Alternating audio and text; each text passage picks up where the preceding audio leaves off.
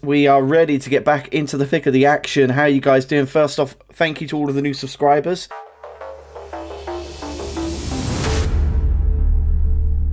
Because you've got a PlayStation VR2, you've bought it in 2025. Yep. And, you know, for all of the constant months of trying to get you onto a MetaQuest 3, you ended up with the PSVR2. So I'm really interested to hear how this stacks up in 2025. So just I gave the MetaQuest 3 a fair, investigation. I think what it boiled down to for me was a couple of things. So on the pro side, I love the fact that it was untethered. I love the library. The look of the library was good. But then when I weighed it up, I was like, well, the PSVR is definitely more powerful because obviously it's drawing from the console GPU. And then I got thinking about that. I was like, well, hang on a second. I've got a PS5 Pro now. So that GPU should be performing a lot better with the VR. So I did a bit of digging down that rabbit hole, and people have confirmed that certain games are actually utilizing that extra GPU power. Oh, nice. So I was like, okay, so that's even better. The second thing that really made me go in this direction was the fact that the PSVR 2 has OLED screens. And once you go OLED, it's very hard going back. Very hard going back. So, when you're in pitch black in a VR game, it's pitch black. You don't see a damn thing. So that immersion is next level. Third thing, I liked the build quality. I did, for those who don't know, I did buy one in 2023, but return it because there wasn't much going on with it in terms of the game library. I did love the build quality. It looked and felt as great as any other PS5 accessory. It blends in with everything. It's solid, But the thing that tipped me over the edge really was, well, what's the game library like in 2025? Is there more that's come out? And when I looked at it, I was like, this list, this website just isn't ending. There's over 100 games now. And what I like as well is that they're not, the majority of what I saw on the Quest store was a lot of shovelware. A lot of people dipping their kind of developer experience hats into the ring, if that makes sense. Just, let me sell something for $1.99 and see if I can get people to buy it type stuff. Oh, they've really opened what used to be only accessible in if you side loaded your Quest headset. And now they've opened it up, and you'll be surprised.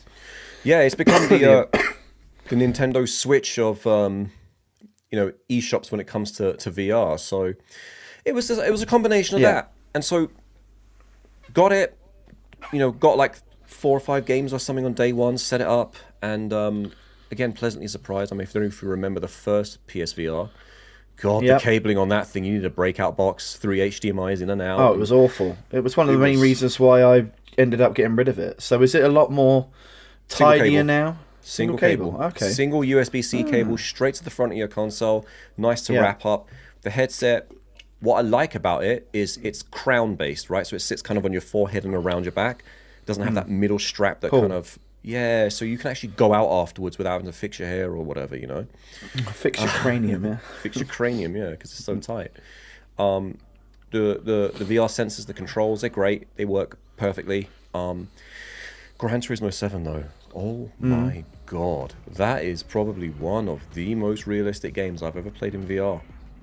I heard about the VR mode. I saw Digital Foundry's take on it, and they all got moist over the description. But I honestly think there should have been a lot more noise made about this. My God, does that feel real? The question is now: are you going to go full on, get the steering wheel, the sit down experience, the chair and stuff? I do have a group chat with a couple of car friends, and they've all gone down that route. They've gotten PCs, Corsetto Racing with Logitech GX 9 somethings, I forgot what it is. They've all gone down that route. I'm thinking about it. I don't know yet. I don't know if I'm that mad. I say that as I'm wearing a freaking BMW hat, but I don't know if I'm that mad yet. But so I played a bit of GT7, Arizona Sunshine. Had my eye on this one ever since it was announced, and this is the first time I think I've played a VR game, a shooting VR game, that was a little more than just an arena-based or rail-based shooter. This is actually an FPS, a full FPS, traversing a map, going up ladders, down ladders. You're doing a lot. It's not just you're in little arenas, things fly at you and you got to shoot them. There's like, oh, this door's locked, let me go and find a key. It treats you as if you're playing a fully fledged FPS game. Yeah. What I've heard, it's about 3 to 4 hours long, because it's not that long. But what I've noticed is that I'm playing this game a bit differently how I would a normal FPS. I'm exploring every nook and cranny because there's just so much more to the world now. You're in that mode, that view. I'm still coming across certain things, like little physics things that I just love. I pick up a can and I throw it, and the way it just kind of knocks down on a door or the floor or something like that. Obviously, the kills and the zombies are great fun. The weapons, I mean, realistic as hell. You got to grab, you got your gun, first we've got to eject the clip. So you hit the X button, it ejects. Grab a thing from your holster, got a magazine, put it in, and then you got to rack it. So you got to do all of that in real time as you're fighting zombies. It gets frantic as hell when you've got an AK-47 that's behind your back. You got to undo it, and you got to do all this, and they're all. Yeah. It really adds another level of intensity to it. So, just those 2 games alone, among some others, I'm very happy and very surprised with it. To be honest, it's gotten a lot better. I'll tell you what would be nice, and I don't know whether Sony's ever actually going to do it, or whether it's even architecturally possible. But one of the things I loved about the Quest 3 was the fact that previous Quest games would work. You'd either be able to play it, and then some update their titles for free with graphics upgrades. Yeah. It would be nice. I'd even be tempted to get a PSVR2 if they could somehow make their back catalogue from the PSVR 1 playable, you know? I said the same thing, because you can still see all the PSVR 1 games on the store, and they're labelled. You can buy them even. And I'm like, why would you want to buy this on a PS5 store? It makes no sense. I can only imagine there will be some development work. It's more a case of calibrating, making sure it works with the new hardware, all the coordinates still behave as it intended. Yeah. I'd be honestly happy even if they just port it rather than an upgrade. Just get it working, you know? Yeah, exactly. So, seal of approval in 2025 then, would you say? Oh yeah, absolutely. Yeah. Absolutely. I'd like to see a bit more, if I'm honest. Again, the one that's missing for me is Half-Life Alyx. That's the crown jewel of VR right now. But was that one game enough to push me in the direction of the Meta Quest 3? Not right now. I'm all about that fidelity, you know? Yeah. PS5 Pro, you also had test drived the Apple Vision Pro, so my eyes haven't seen that level, and perhaps my eyes shouldn't see that level, because I'm quite happy with what I've got. So I want to see that next? Do I want to see that next level of fidelity before the Meta Quest 4 comes out? Well, probably not. With the PSVR or the Apple?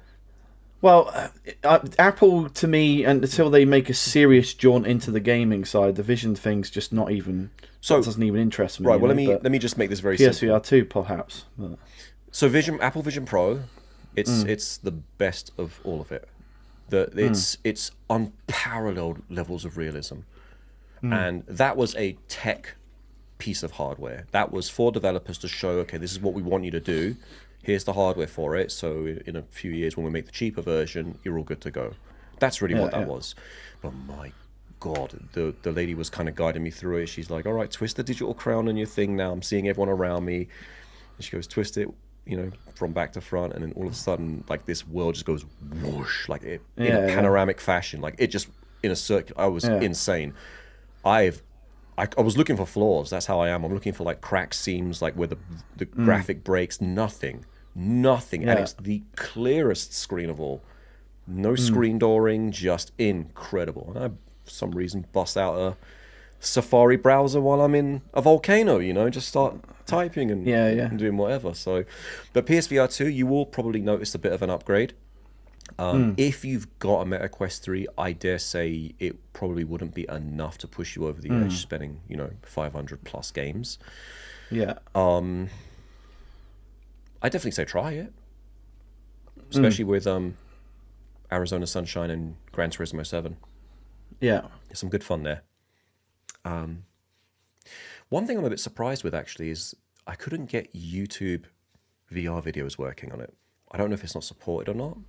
Because I know when you put your phone sideways in Google Glasses, there's a little glasses button you push and it splits it into two, one for each eye. Couldn't see that option. Yeah. I think is a massive miss if that's the case. That is a bit strange because even I was saying to you about a couple of the more social apps that you can get on the Quest. They're just simply, they're not on. PlayStation must have Rec Room at least. I mean, it's too young an audience for us, but you know. PSVR1 had Rec Room. I had it. Yeah. I don't recall. I'd have to check. I don't know if it's on the second one though. But no, I agree. A little bit more social element. It looks like it's a very curated store. They've clearly got the reins on the store very tight. They're only letting in quality, dedicated. I guess they don't want what's happened to MetaQuest to happen to PSVR. But I think, not to dwell on this too much longer, there are a couple of features that I think really do fly under the radar. And having kind of gone all in on the PlayStation platform this generation, especially of recent, one of the things that really stands out to me are the haptic feedbacks on the pad. They've got the haptic feedback in the headset as well. Oh, have they really? Yes. So I'm playing a game like, I don't know if you know Thumper, that sort of you're a bug on that rail. Yeah. So I'm playing, I'm playing Thumper, and my head is getting, it's getting knocked right on my forehead, and it's pretty powerful as well. Yeah. So you're getting haptics there. You got haptics in both, controllers as well. But it really takes you into another world there. Yeah. Nice. Well, there we go.